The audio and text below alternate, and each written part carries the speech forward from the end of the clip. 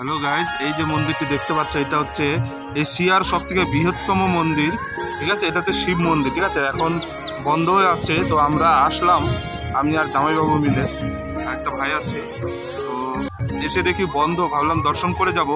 ঠিক আছে, তো দেখো এখানে আছে, এটা বিকেলবেলায় খুলবে এই এরিয়াটা।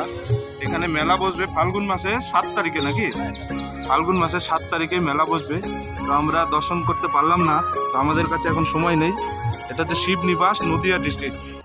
এটা এখানে পুলিশ ক্যাম্প আছে, এই যে পুলিশ ক্যাম্প শিব নিবাস নদিয়া, এটা নদিয়া ডিস্ট্রিক্টে পড়ছে। ওকে, তো এখানে মেলা বসবে আর কিছুদিন পর। যদি আসি আমি মেলায় তাহলে আপনাদের ভিডিও করে দেখাবো। দেখো এই সাইডে রোডের পাশে এই মন্দিরটি খুবই সুন্দর। তো বলছে এশিয়ার সব থেকে বৃহত্তম মন্দির। মন্দিরটি এটা হচ্ছে এশিয়ার সব থেকে বৃহত্তম মন্দির। তো আমরা এসছি দর্শন করার জন্য, গেটটা বন্ধ আছে, বিকেলবেলায় খুলবে। আর মেলা এই মন্দিরটি কাজ করছে, রং করা হচ্ছে। ঠিক আছে, তো আমরা দেখতে পারলাম না, দর্শন করতে পারলাম না, তো কোনো একদিন সময় করে আসবো।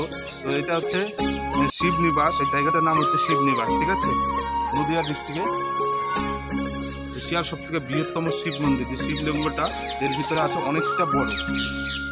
যাই হোক, কেমন লাগলো মন্দিরটি অবশ্যই কমেন্ট করে জানাবেন। এটা হচ্ছে রোডের পাশে আছে।